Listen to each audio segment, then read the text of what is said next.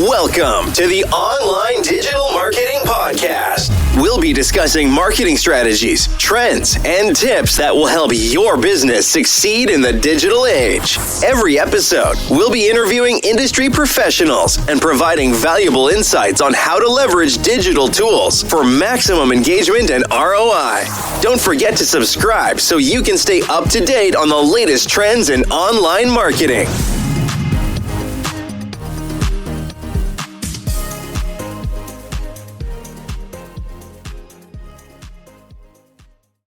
Welcome back to our deep dive. Today, we're really digging into what makes businesses, grow in this digital age. Yeah, it's definitely more than just, ticking the box of having a website. Totally.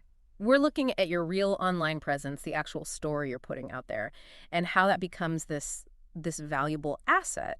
One of our sources even calls it strategic currency. Strategic currency. I like that phrasing. It implies it's something you build and then, deploy. Exactly. And we've got a mix of stuff to look at, a business podcast discussion, and a pretty sharp analysis digging into those ideas. Our goal really is to pull out what actually matters for you. Right. And maybe the best way to start is with that anecdote about Maria, the coffee shop owner in Seattle. Oh, yeah. Great example. She'd been around since the 90s, right? Mm-hmm. And somehow she didn't just survive, she actually thrived when, 3 big coffee chains set up shop right near her. Crazy.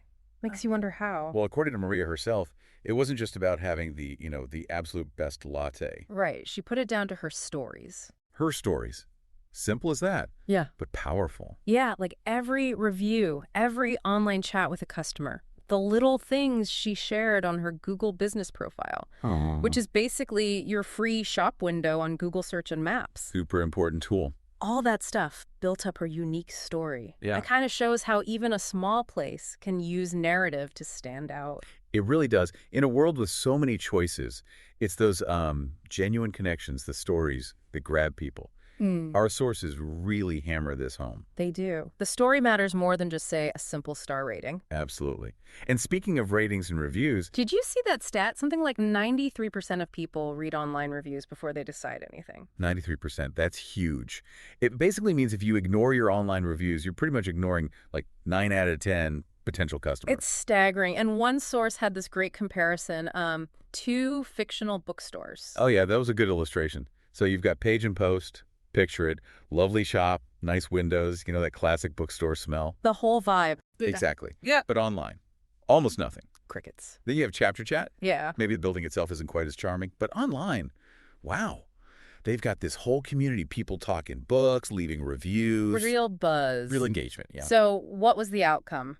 This is the clincher. Well, despite the less impressive storefront, Chapter Chat brought in 40% more revenue. 40%? 40% higher than Page and Post, just because they focused on that online story and community. That really makes you think, doesn't it? Where are customers really connecting these days? It's not always the physical space. It totally reframes how you look at things like Google reviews.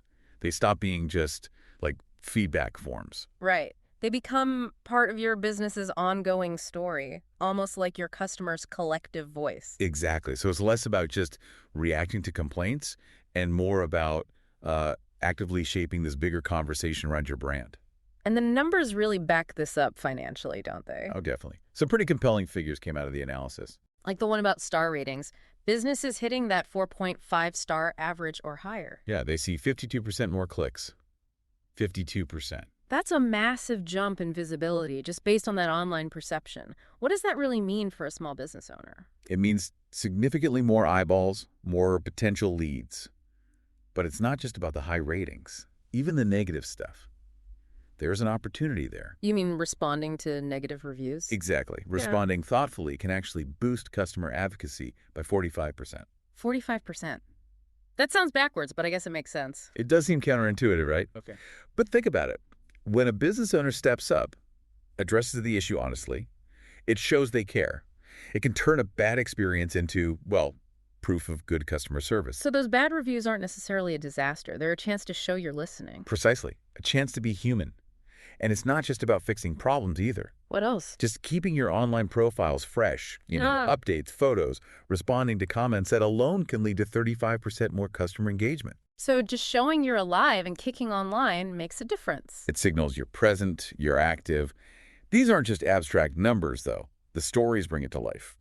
Like Sarah the florist. Oh, Sarah's story really stuck with me. 15 years she'd had her shop, right? Pouring everything into it. Yeah, but feeling the squeeze from the big online guys, feeling like, the passion was fading a bit. Understandable. So what did she do?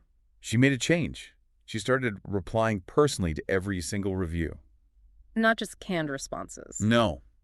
Thoughtful replies, specific. Often, she'd share a little story behind the flowers, the occasion, the meaning, and she started doing the same on her Google business profile. Photos, little background snippets. So bringing that storytelling element right into the interactions. Exactly.